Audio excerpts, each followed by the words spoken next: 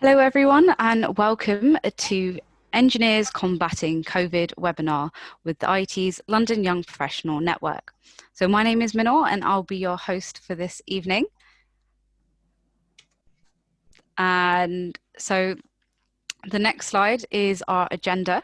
So I'll be doing a brief introduction and then we'll have our three amazing speakers who've been all working really hard during the thick of the pandemic, providing engineering solutions and trying to make an impact during this pandemic as well. And thereafter, we'll have a final panel Q&A session. If you have any pending questions during the webinar, feel free to pop them in the Q&A section as well, and we get them answered during this session.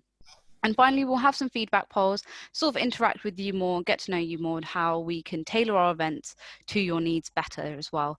And we'll hopefully close around 7:55 p.m.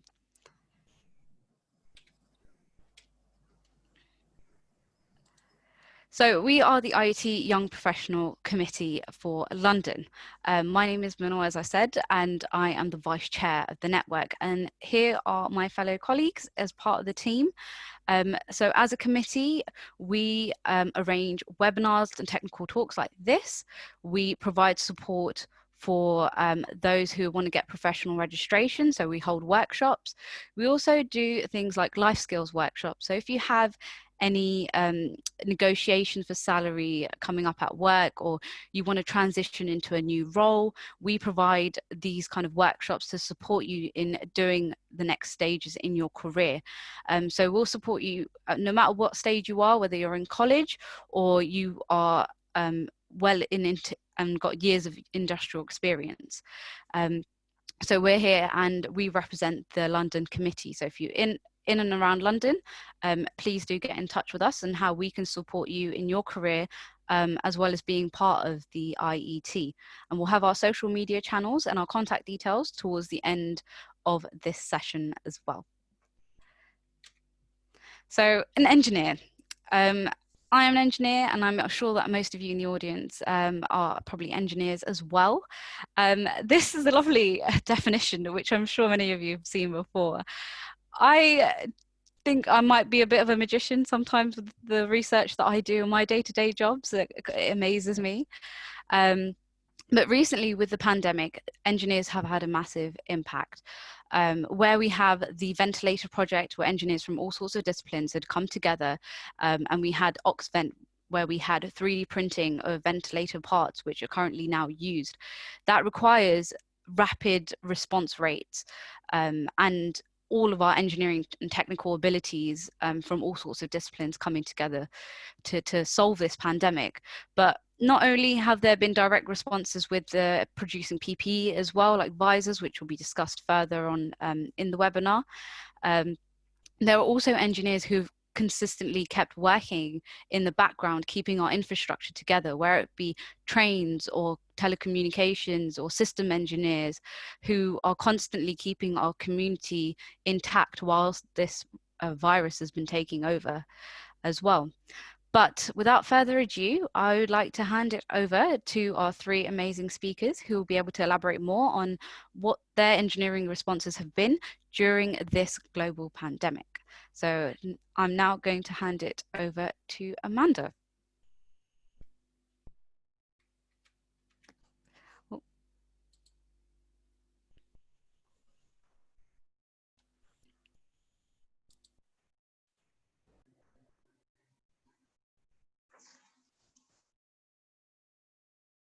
Hi, thank you for that lovely introduction, Minal. And I want to thank everybody for joining us this evening. Like Minal said, my name is Amanda Ambrose, and I am employed with the Lewisham and Greenwich NHS Trust. And my contribution this evening will be talking about how clinical engineers have really played a role in combating COVID through the last few months. So as indicated, I said that I work at the Lewisham and Greenwich Trust, and this has 2 hospitals, and it's in Southeast London. We have the University Hospital in Lewisham and also Queen Elizabeth Hospital in Woolwich. Right.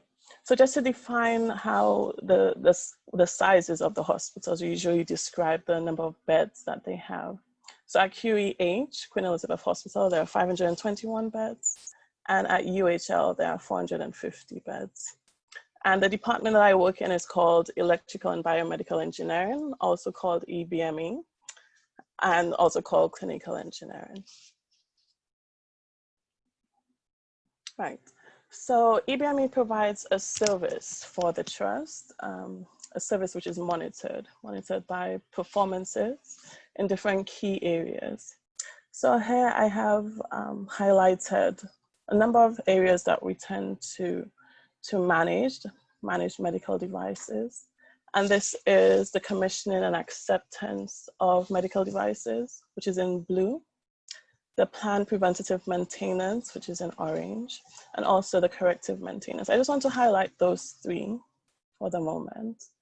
Okay, so the commissioning really means when a medical device reaches the hospital and how we process it in the department, how we put it on our database, and how we really decide on how we will manage it, how we will take care of it, and where it will go to.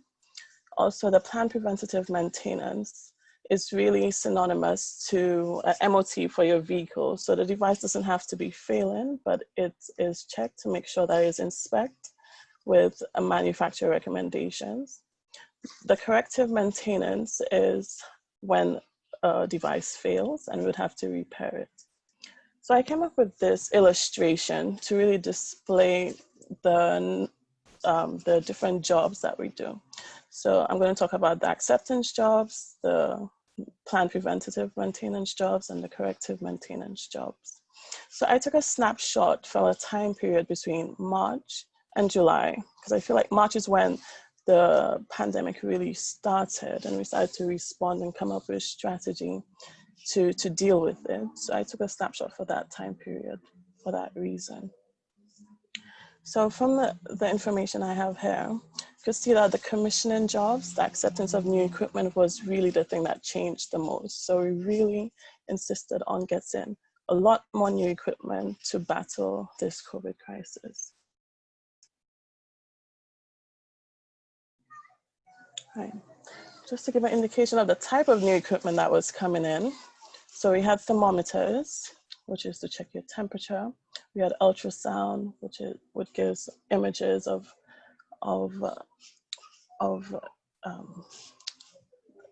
your inner structures. Sorry about this.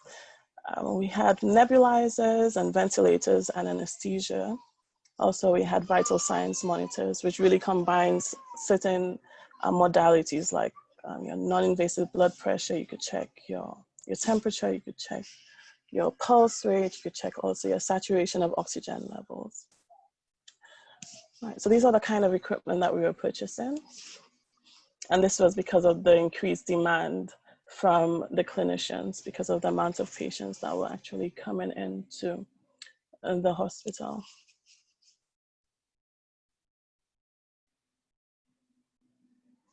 All right. So the purchase of these equipment, some of it was purchased, some of it was loaned, was really because of all the patients that were coming in with suspected COVID-19.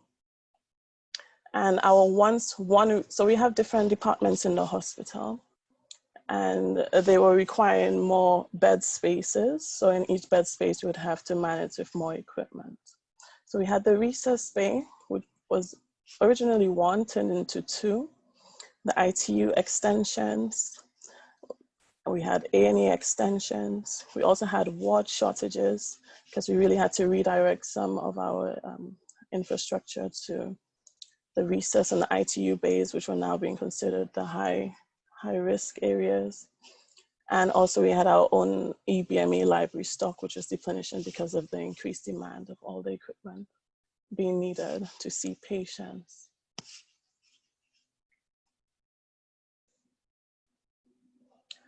So I'd just like to share a few of the experiences I've had throughout the months. So we had a high number of suspected COVID patients coming in. And because of that, we had to come up with strategies to we had to come up with strategies to figure out how we were going to give equipment to different areas. So we had really big problems with oxygen demand because of the amount of equipment that was being plugged to the oxygen sources. We had oxygen flow meters, which were used to put on masks for patients who needed help with oxygen therapy. The ventilators and the anesthesia machines also was needing quite a lot of oxygen. We had to be topping up our liquid oxygen tanks a lot more frequently. We also had to move some of the respiratory wards physically closer to the liquid oxygen tanks. And so that's one of the first experiences. So there was increased oxygen demand because of all the oxygen support needed by the COVID-19 patients.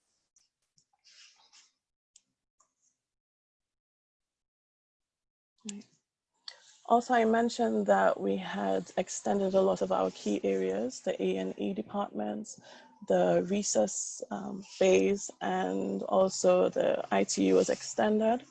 So we needed a lot of vital signs monitoring. So that is you checking of your temperatures, checking of your blood pressures and your pulse rates. So we needed to make sure that there wasn't going to be a shortfall of equipment for all these new areas that are all opening at the same time. So we actually, coincidentally, in February of this year, we had upgrade of all our defibrillators to a newer model. So we had an excess of defibrillators, which we were going to auction. But we were able to repurpose these defibrillators as vital signs monitoring by ensuring that we remove the settings that would allow for the defibrillator to work and only let the vital signs work. So the configuration was changed. This was repurposed and retrofitted and configured to be a vital signs monitor, which in the end was very efficient in the use of our resources.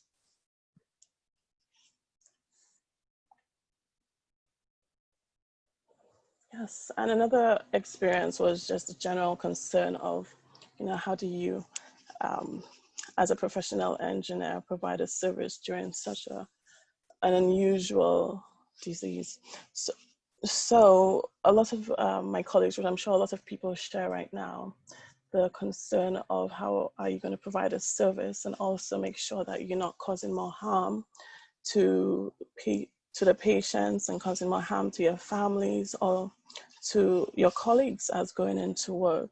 So it was the access to the PPE and also access to proper decontamination equipment to make sure that the equipment that we were working on was suitable and doesn't have any COVID particles. I'll lessen the risk as much as possible, and also to not overexpose ourselves to high risk areas such as the A&E and the ITU departments. But in the end, we really had really good support from our management. We were able to get all the PPE we needed. I never went without any PPE. We're not overexposed to any of the high risk areas. We had good collaborations with clinical staff to get broken equipment to us or put it in areas that were deemed safer to get to. So this was a really this was a good team effort, collective effort between our EBMA department and the clinical areas, the clinical staff, to actually be able to continue to provide such an essential service. Right. So the COVID-19 pandemic is still ongoing, so it just means that we just have to continue, as a department, we continue to reevaluate processes and procedures and put in place the necessary safeguards to make sure that everybody is safe as they can be. And we continue to collectively work as a team to combat this virus. This concludes my part of the presentation. Thank you, and I look forward to any questions. Thank you so much, Amanda, for your amazing talk. So we're going to handle all the questions and answers in the Q&A panel session. So please hold on to them and use the Q&A in the chat function. No, the Q&A section, please, not the chat function, to answer any pending questions whilst the talks are ongoing as well. We have some technical difficulties with our second speakers, so we're going to be going on to Jamie. Thanks, Manal. It's brilliant to get like that view inside of the hospital and really see what it's like for the staff working in the environment. Fantastic talk. Here's hoping I'll follow suit. So yeah, what's an apprentice and plastic? A few printers got to do with a global pandemic. And this is just going to be a short story from myself about the last 2 years leading up to and then into and carrying on from the pandemic. So I'm Jamie. I've been an apprentice at the NPL for the last 2 years. I'm really excited to show you some of the fantastic work that I've been involved in. And these kind of projects, I've been really fortunate in the fact that they've been viewed by high profile cases by Servience Cable, as we've got on the right hand side there. So the NPL, or the National Physical Laboratory, is the home of weights and measures for the UK. So anything measurement based, that all comes back to the NPL.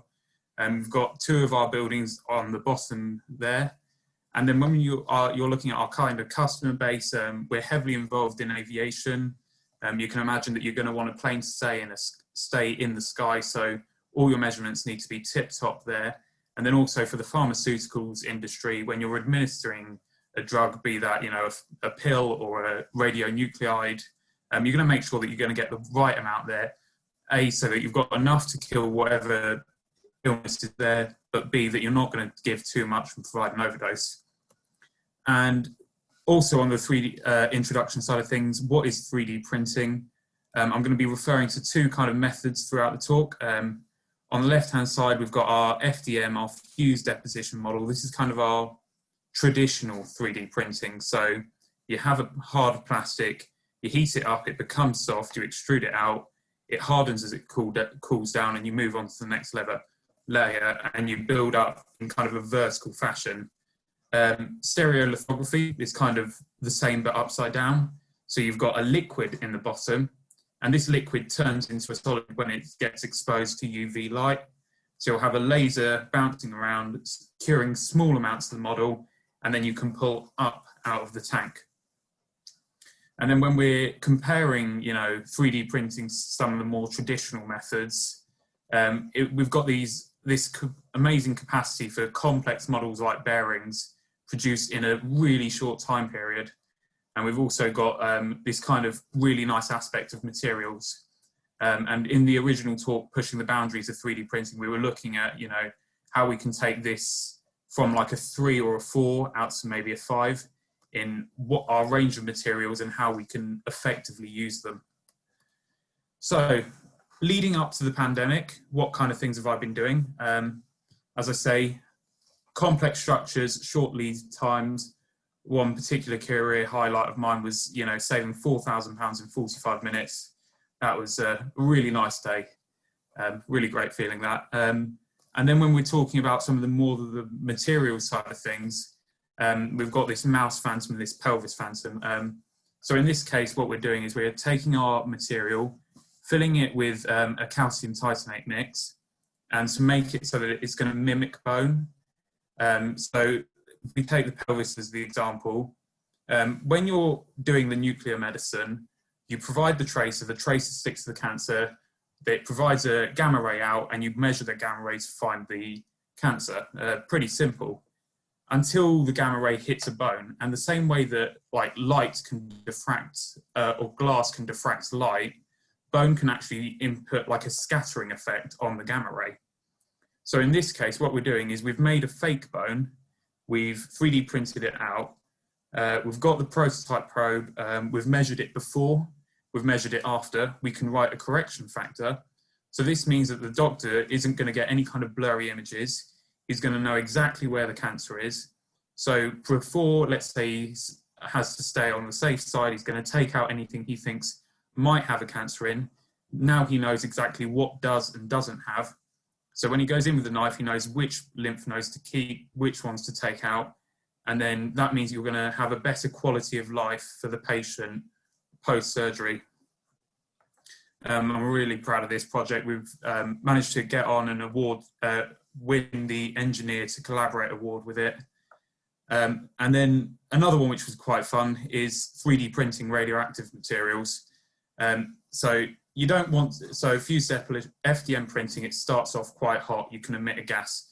So you don't want to 3D print a radioactive material in that sense, but what you can do is put in a metal which is stable, so something that's found occurring naturally, put it next to it, 3D print it, put it next to an accelerator, at which point it's going to absorb some of the neutrons coming off of it, which will then destabilize the metal. And then we had this little plastic robot actually emitting a radioactive signature or a gamma ray. And then we can take it up a step and start 3D printing some quite complicated or geometries. So we've got a piece of DNA here, and that is what you're seeing there, the actual scan of the radiation coming out of it. As you can see, we've got quite a nice dispersion and quite a nice looking picture actually. So in a realistic sense, let's say you're working on a nuclear reactor, you want to know how much secondary radiation is being emitted by the nuts and bolts around you. Quite difficult shapes to calculate. You can also 3D print things like defects mixed in with them, and you can do the testing in an open environment. So in that respect, it kind of opens up a new world of types of radioactive geometries that you can print with and measure. So then COVID-19 hit. Having a lot of fun until I wasn't.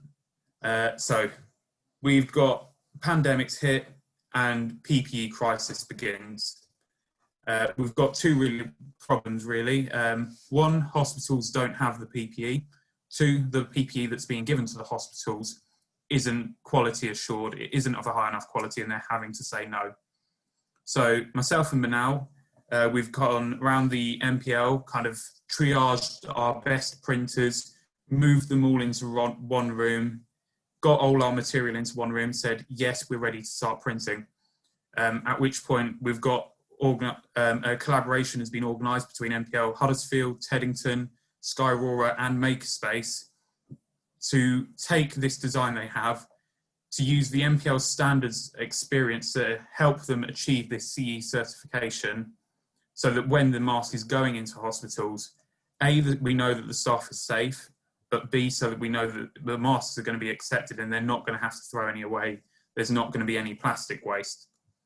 And therefore, we were able to have 70 to 100 masks per week getting into these hospital environments, getting to the people who need them the most. And this has been commended by numerous members of the SNP, due to Sky Aurora being a Scotland-based company. And yeah, there was just a tremendous amount of applause for how they're going above and beyond their civil responsibilities to dedicate their manufacturing to helping out in the crisis. So whilst I was on the face masks, I had a couple of friends who've gone and got themselves the President's Special Award for Pandemic Service. And yeah, their portfolio is really quite amazing. And this is easily my favourite project from it. So we obviously know that the UK was struck really hard by COVID.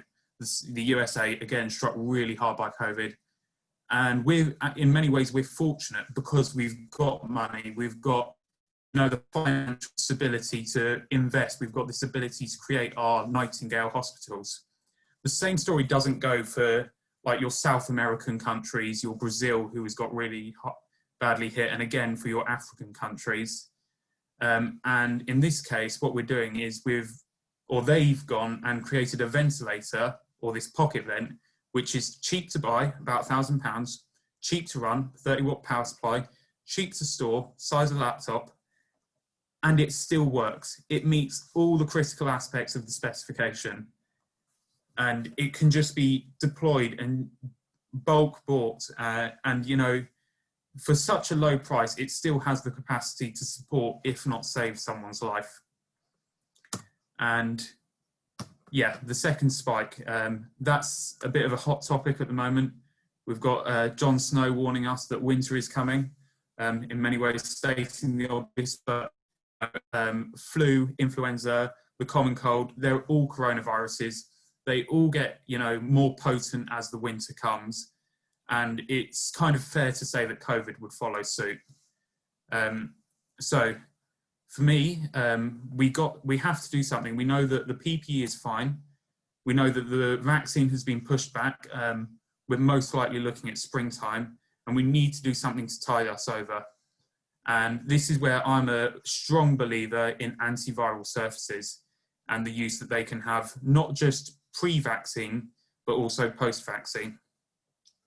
So as a quick introduction, an antiviral surface is something that cleans itself. So if we look at the two diagrams here, these are kind of concept drawings. So the top one, we have a surface. As more bugs grow, they reproduce faster, which is where we get this nice exponential curve going up. And then you clean it and you have this sudden drop down. And you repeat the cycle again and again and again. And we can see that in this case, 6 hours is not a sufficient time cleaning period. You'd have to look at about cleaning every 4 or 5 hours if you wanted to make sure that you don't exceed this threshold. So the dotted line is, you know, the point of viral loading. So I should probably mention, like, we kind of view viruses kind of like a toxin where you can have a tiny amount of them and be fine. But once you exceed this dotted line, then you're actually more likely to contract it, more likely to show symptoms. You've gone past that point of viral loading.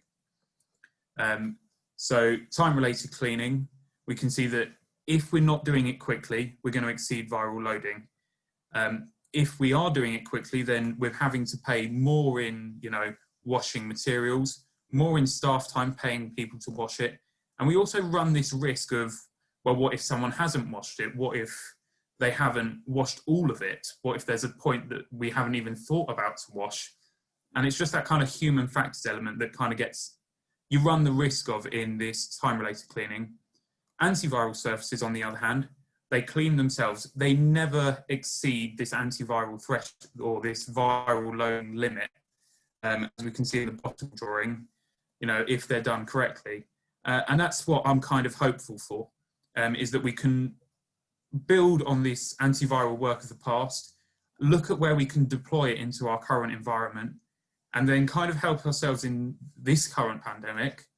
But what, you know, what if it mutates? What if we get another pandemic? A vaccine doesn't kind of cater to these things. It's a very lock and key kind of solution. Whereas an antiviral surface can kind of do that one size fits all. And if we were to have something else take up and kind of build up like a pandemic or say an epidemic, we can take comfort in knowing that these things are in our background, that they would be actively reducing that R number. And whilst they probably wouldn't stop it, you know, they would flatten the curve. They would buy us some more time to do the research. They would, you know, remove the stress off, like, say, the NHS or the hospitals in the area. As we saw, Italy had a overcrowding of hospitals. So antiviral surfaces could, you know, really help in that situation. So what do I think are the reasonable applications? As I say about public spaces on the bottom right-hand corner, yes, they're going to reduce it, but then you'll also look at, say, a bar. You could have an antiviral coating on the outside of your cups. So you could, whilst, you know, cleaning standards can be questioned in some of the lower end pubs, you can take comfort in knowing that your drink is self-cleaning, or the outside of it is at least. In bathrooms, like soap holders, the tops of taps, or even on a door, the handles, all those things that everyone touches on a daily basis, those could all be kind of self-cleaning. And as I say, if something else were to take up, then they're already there, slowing down that rate of infection.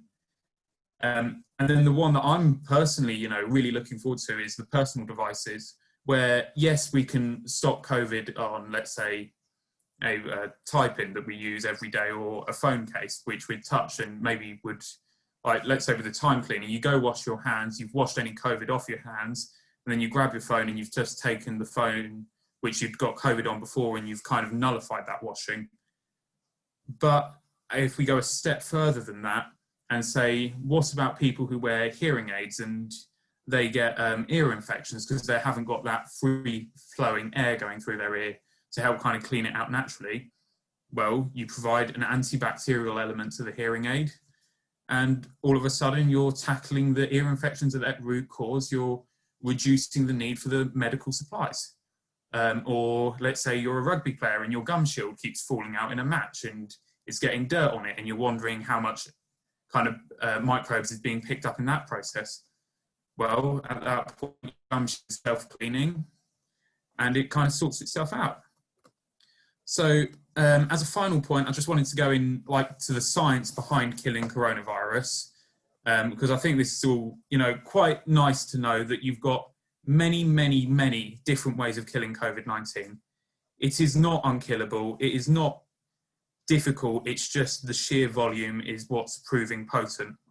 So you can kill it with UV light or that UV radiation. So let's say you've got an air conditioning unit. You can place UV lights inside the air conditioning pipe. So they're not going to, touch any humans, not going to cause any skin cancer, but any COVID in the air would be damaged by this UV light. We've got natural viricides. So plants are famously good at being antiviral, antibacterial. Anything from bamboo to honey contains these natural coatings which can destroy viruses. We've got surface plasma resonance. This is probably a bit rare, whereby certain elements vibrate at the same frequency as a light wave does when it hits them. So things like silver, gold, and this is a way that these rarer elements can naturally keep them clean. So if you ever see someone with a necklace or a nice watch, you know that that's going to be clean and going to be COVID-free. And then the one that I'm exploring at the moment is this receptor inactivation, or this idea where we can put small molecules in and they're going to disrupt the virus. They're going to prevent it from reproducing. They're going to damage the cell wall. So if we look at this mechanisms of action under artificial surfaces, you can have chemical reactions taking place which reduce localized heat and destroy the virus. You could have, again, silver or gold. They produce, these very special ions that go in and break down the virus's DNA. There is a fantastic paper if you fancy giving it a read. The link is there. I'm more than happy to send it around. And my kind of takeaway from this slide is there are so many different ways that we can kill it, that even if we find that one is a bit expensive, we could probably find one that's cheaper. And just to kind of take comfort in knowing that it's easy to find a way to kill it. It's just finding a way that's practical to do in bulk. So thank you very much for listening. My email's there if there's anything that's caught your fancy. And with that said, I think we might be moving on to the questions. Thank you very much, Jamie and Amanda, for your talks. We are now going to move over to the Q&A panel session. So we're going to be answering some of the questions that you guys have got in the chat. In the Q&A section. So one of the first questions is for Amanda. Did you convert anesthetic machine drive gas from oxygen to medical air? This is from Dr. Malcolm Phillips. Oh, can you read this again? Sorry. Yeah, no worries. Did you convert anesthetic machine drive gas from oxygen to medical air? Okay, so you're talking about the repurposing of an anesthesia machine to a ventilator. So what was connected to the anesthetic machines was only an oxygen tank. So it did not need, usually it would have nitrous oxide and medical air. So we just use the oxygen tank on the anesthetic machine. Okay, thank you very much, Amanda, for that one. The next question is to Amanda again. How much support did you have from equipment manufacturers when reconfiguring equipment? Oh, yeah. And this is from Abby. Reconfiguring equipment. Yeah, so we get a lot of support from the original equipment manufacturers. It depends what it is. So in the case of using anesthetic machines as ventilators, that is off-label use, and it will be, so it's not as they market it. So they could give us advice, but at the end of the day, it is for the trust to decide whether they do it or not. But the information is always there. There's loads of information to get. Yeah, so we did get a lot of information. The next question is for Jamie. Do you have any connections to all hospitals using your excellent work? Yes, we do, but not to all.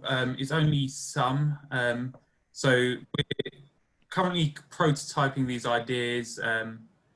We've got very strong ties to the Christie Hospital in Manchester. And so for the MPL Pelvis Phantom, the Mouse Phantom, that is kind of our main point of call with hospitals. We've also got members of our team who've, left the MPL and joined hospitals. So kind of keeping our bridges active. But with that being said, we're always open to listening to hospitals and looking at how we can provide solutions to hospitals.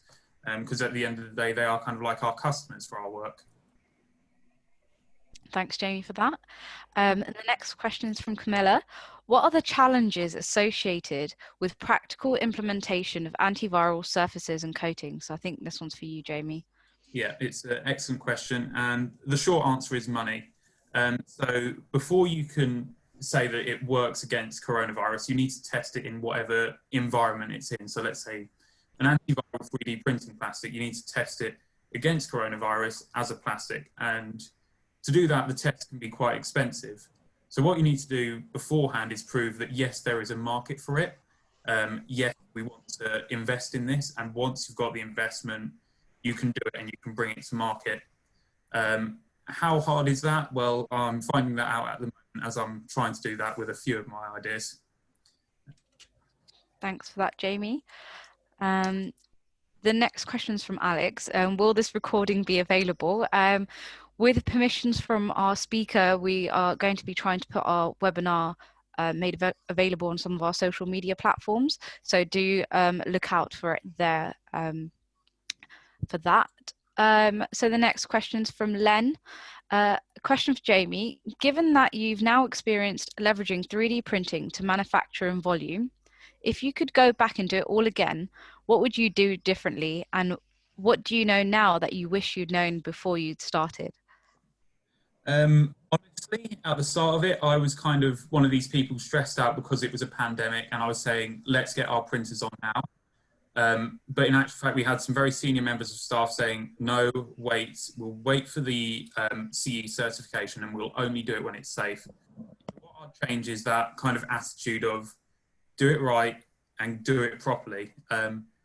That's what I'd change. As far as, 3D printing in bulk volume, it's a bad idea. I showed that graph with it, so the additive manufacturing falls off. Because in a PPE crisis, we needed masks, and I think there was something like 186,000 masks produced by the 3D printing crowd. So one charity produced 186,000 masks by 3D printing. And in a situation where every mask counts, so long as they've got that quality, I think that there is a place for 3D printing. It's just not, we just have to acknowledge that it's not the most efficient and it's not, commercially viable. And I'm going to sort of add on to that because I had worked with Jamie initially when we would started off this project at MPL. One of the biggest things is the quality and being certified. There are loads of people that have 3D printers in their homes and in their sheds and workshops, etc. But the issue that we're facing is being safe enough for our NHS staff and our key workers, because it's all great having the design, because there are plenty of designs that are produced within CAD that are easily accessible online, but ensuring its safety and getting that CE certification, it was quite difficult at that time, but I'm glad that we've got it, and we had to do that testing despite the tight time constraint of outputting it, because you don't want to put anyone at more risk by giving them a faulty mask. So that, I think, maybe working on those challenges initially instead of the whole how many 3D printers do we have, how much we can just pump out in volume, I think was probably one of the initial steps we may have changed when approaching this part of the project in the pandemic as well, in my opinion, when we work together. The next question is, what's the biggest issue holding back antiviral surfaces? And this is from an anonymous person. Again, money. So as I say, silver, gold, fantastic. They're being used, even copper as well has got some antiviral properties. The problem with copper oxides are quite dangerous to human health. But, you know, even back to the Egyptian, or Roman times, the gladiators would fight with brass weapons, use brass powder to cure their wounds. But the problem is the cost. So when I'm saying about this opens up new doors, it's also opening up cheaper doors. So we're looking at things like zinc oxide, titanium dioxide, as a way of pulling these costs down and making it more available to the market. Okay, so we've got our next question. This is from Dave. What did you print for the 4K in 40 minutes? Yes, it's a bit of a cheat answer there. So we had these photoresistors which we were being shipped off. These were worth £1,000 a piece. So 4 resistors worth £1,000. Incredibly delicate top plane. To send them off, we kind of had this panic that hang about. If we send them in the mail, one bump, they're scratched, they're damaged. We need to find a way to protect these. So what I 3D printed was like a 2D cap that sat just above the face we needed to protect. And then protecting that face, we kind of protected £4,000. But that being said, the fact that we can go from idea to CAD model to printed model inside an hour was just a fantastic bit of kit. Thanks, Jamie, for answering that one. The next question is for you, Jamie, again. This is from an anonymous. A great point about killing the virus in a cheaper manner. How do you propose underdeveloped countries like Nigeria handle the virus with their disorganized system of government? Thank you. That's tough. So as I say, I think the only way you can bring the cost of things down is with investment, which is unfortunately only going to happen in, you know, the more organized, the richer countries. But if I was in Nigeria, I would play to the strengths of having a hot climate. I would try and, you know, look at, can I get nutrition? Can I get clean water to the inhabitants? I don't mean inhabitants, like something like civilians, the people living there, to kind of bolster their immune systems. Because in those countries with high death rates, you're quite gifted in the fact that most of your population is young, which makes them less vulnerable. So in that case, I'd say do what you can to boost immune systems, because where it's hot, the virus is at a suboptimal rate. So in that case, yes, they can win. For the people who are going to be falling sick, so say some of the richer people in the countries, then we have the things like Pocket Vent available to kind of provide the high-end healthcare at a lower cost. Yes, I can say in the long run, an antiviral solution can trickle its way down. But yeah, in all honesty, in the short term, I would just say focus on the basics: food, water, shelter, boost the immune systems. Okay, thanks, Jamie, for that one. Another anonymous question. I think this is directed to Amanda.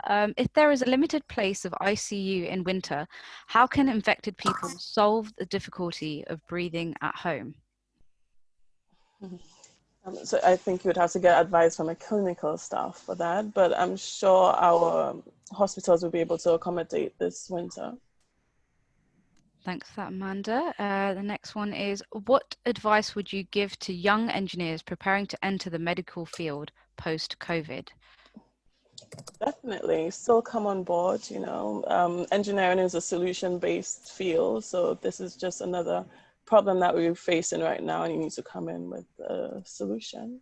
Keep your enthusiasm high. And yeah, just come and try to contribute as best as you can. I think also with that is have some mental fortitude and a bit of resilience and power through, Yes. because Amanda, I'm sure you've been working in quite high pressure environments when you need quick turnover times, you've got All right. huge influx of patients. Yes, exactly. So I think even just like normal skills that aren't even engineering specific, which you implement in your life, will definitely contribute to you entering into the medical field post COVID as well. I got a question for Jamie. Did you have any regulatory hurdles to overcome to get your PPE into use? Yes, we did, but thank God I didn't have to deal with them. We were very fortunate that we had Andy Morris on our side, who's a very senior member of staff. He had already gone through the process once or twice before, so we kind of left it to himself. Yes, it was there, but I think, you know, the right people with the right experience can make these happen in a pretty efficient manner. Thanks, Jamie. Another question from Dave. What would the antiviral surfaces be robust? Which is the best mechanism currently, with objects being moved around and potentially scratching, etc.? Oh, good question. A really tough question, if I'm honest. One that I'd had a while ago, and the answer is I don't know. As a part of a acceptance that I didn't know, the MPL has actually created a test method. In this test method, what we do is we roll aluminium rollers across the surface to try and damage, rough it up, and then we'll take it through like Raman spectroscopy. So we're going to look at the elements on the surface. Has our active ingredients been moved around? Have they been damaged? Have they oxidized due to the testing? So we can answer the question on a case-by-case basis, but there isn't enough information around for me to answer that directly. Okay, thanks, Jamie. So I got a question from CJ Nagy. Jamie, what method of the ones presented do you think is the most promising to getting deployed on a large scale? What do you mean by, can you type in the chat quickly, what do you mean by method of ones presented? I think probably talking about the antiviral surfaces and 3D printing. But yeah, if possible, could you explain in the chat? I'm going to move on to the next question. Is it possible to design a handy ventilator to replace the ventilator? It depends on the indication for use. So there are different functions a ventilator can do. So I know there are home-based versions for like CPAP, as continuous positive airway pressure, or BiPAP, but it depends on the indication for use, and that's clinical. That's definitely clinical and not technical. There's also nebulizers, which does support respiratory function at home. There's some things that patients can go home with. Yeah. Thanks, Amanda. We've got another question from Dave. Can you 3D print a solid gold table for me? And for me. And for me too, please. 24 karat for everyone. Thanks, Dave, for that question. I think that's maybe, I'm guessing. One thing I'd say to remember with these antiviral solutions is you don't need to be 100% with them. So all you need is, say the antiviral agent is 10 nanometers across and the virus is 100 nanometers. All you need to do is cover 1/10 of the surface to get in contact with this virus. Thanks, Jamie. So for Amanda, you mentioned the defibs were reconfigured to measure vital signs. Could you explain what vital signs could be monitored and how? Okay, so yeah, so the defibrillators had the modality to measure ECG, so it had a 3-lead ECG, so you could get a heart rhythm trace, so that's one of the vital signs. You could also get pulse rate from a rhythm as well, a heart rhythm, and also saturation of oxygen. So those 3 vital signs could have been measured using a defibrillator, but also making sure that the defibrillator function, the electric shock function, was disabled. so it wouldn't confuse clinicians. Thanks, Amanda. We've got another question for you. Do you have any collaboration with other hospitals in London, UK, or even the world with regards to the technical challenges COVID presented? And this is from Keith. No, not at the moment. No, I do not have any other collaborations existing.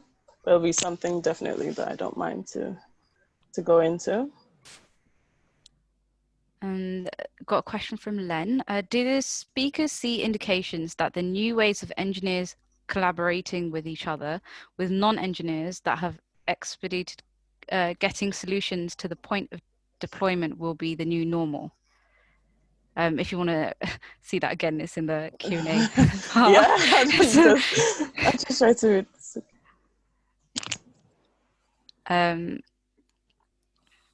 So collaborating with each other and non-engineers.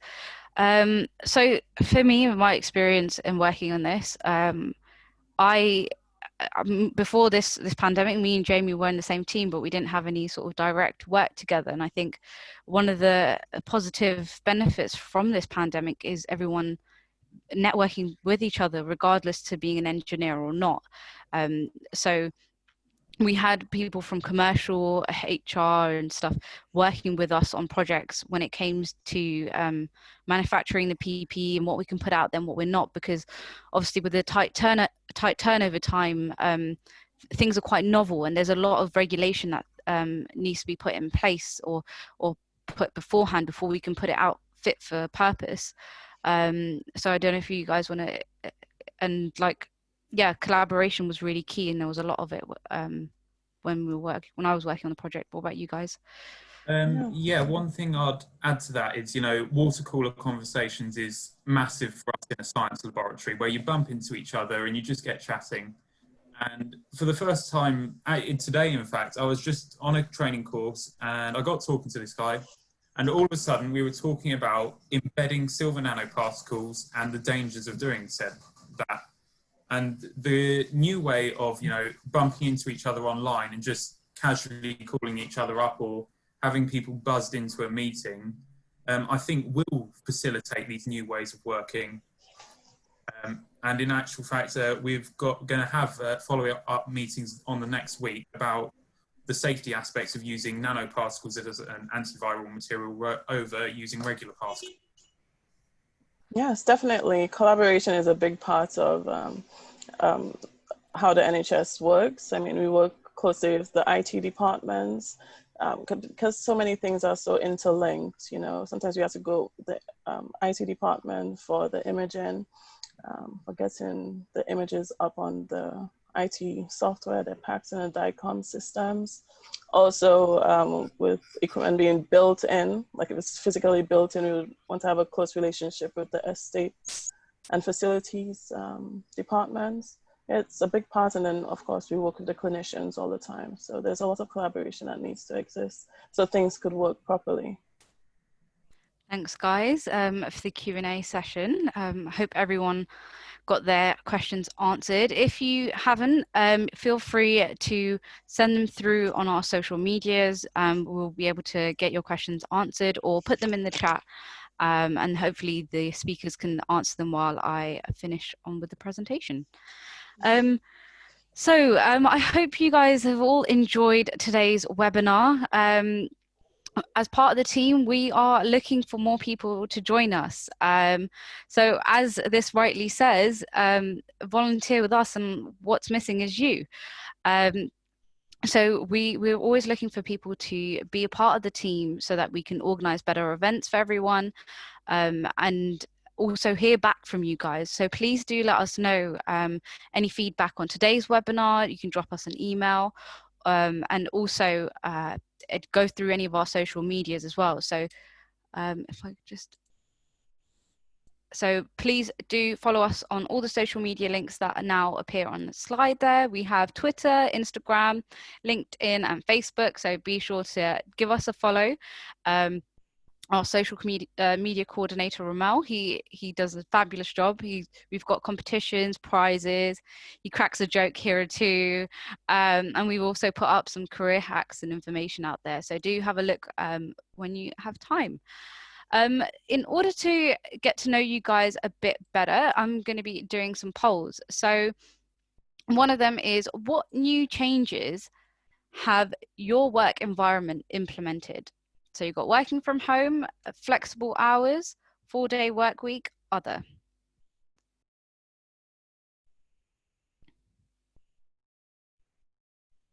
So I'll give that another 15 seconds.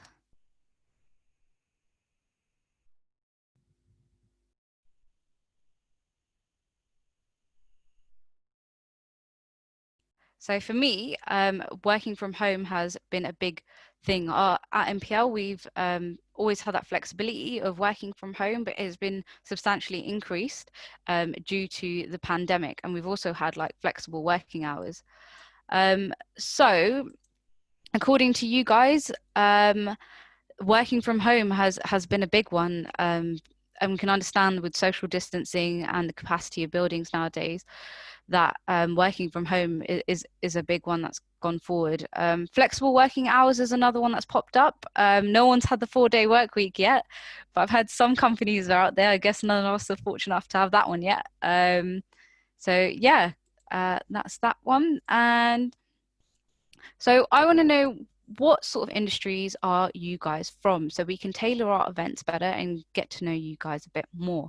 So we have aerospace, automotive, communications, electrical, electronic, mechanical, chemical, environmental, transport, rail and marine engineering, and other. We'll give it 10 more seconds for that one.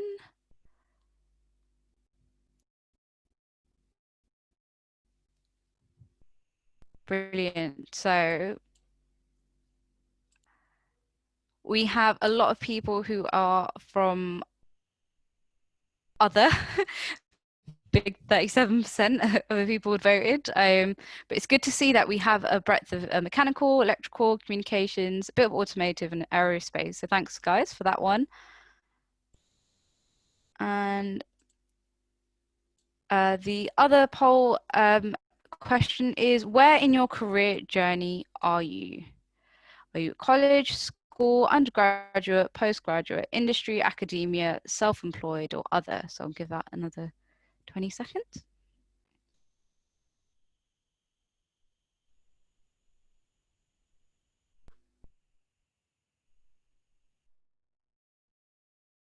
Five, 4, 3, 2, 1. I'm going to end that one.